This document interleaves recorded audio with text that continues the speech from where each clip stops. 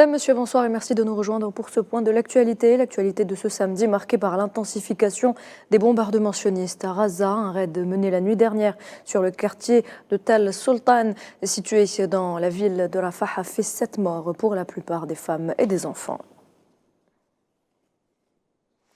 Le nombre de martyrs a atteint les 34 049 selon un nouveau bilan du ministère palestinien de la Santé. Il faut savoir que ce sont en majorité des femmes et des enfants qui sont pris pour cible par l'occupant depuis le 7 octobre. Le bilan fait également état de 76 833 blessés.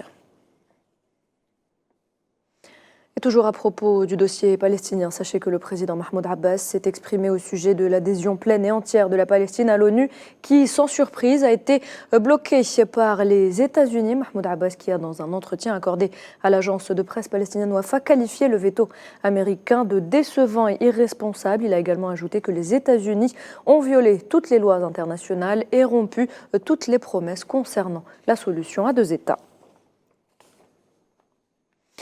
De son côté, l'ambassadeur de l'État de Palestine en Algérie, Fayez Abou Haïta, a salué le rôle de chef de file de l'Algérie au Conseil de sécurité en faveur donc de l'adhésion pleine et entière de la Palestine à l'ONU, qualifiant le vote de 12 pays en faveur du projet de résolution présenté par l'Algérie de grande victoire pour la cause palestinienne. En Cisjordanie occupée, les tensions s'intensifient et les opérations militaires de l'armée sioniste se poursuivent. Cela fait maintenant 2 jours que le camp de Nour Shams, situé près de Tulkaram, se fait attaquer sans relâche. Et puis l'Union européenne a fermement condamné la violence des colons dans les territoires palestiniens occupés. C'est ce qu'a écrit Josep Borrell aux représentants de l'Union européenne pour les affaires étrangères et la politique de sécurité sur la plateforme X. Borrell qui a également souligné que l'Union européenne avait décidé de sanctionner les colons extrémistes de Cisjordanie et de la ville sainte d'Al-Quds occupée pour de graves violations des droits humains contre les Palestiniens.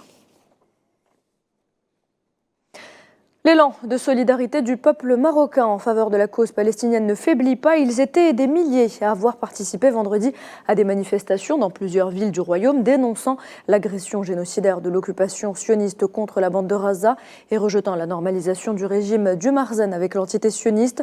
Tanger, Marrakech, Oujda, Agadir, Kenitra, Meknes, Berkane ou encore Nador, tous se sont rassemblés pour condamner les massacres sionistes et la complicité occidentale dans les massacres de Palestiniens à Raza et en Cisjordanie occupée.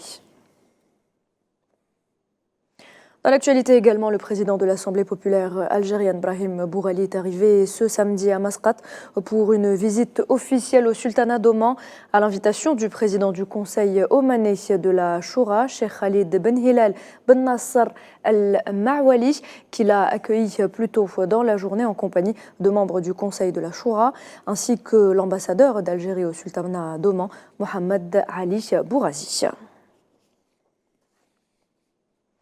Renforcement des relations algéro-sahraouies. Quelques jours après la visite du président de la RAST, Brahim Rali, à Alger, le bureau permanent du secrétariat du Sahara occidental a renouvelé vendredi dans un communiqué la gratitude du peuple sahraoui envers l'Algérie, son gouvernement et son peuple dirigé par le président Abdelmadjid Tebboune pour son soutien indéfectible à sa lutte contre l'agression expansionniste marocaine et son aide afin de permettre aux Sahraouis d'exercer leur droit à l'autodétermination et à l'indépendance conformément aux principes de la révolution du 1er novembre 1954.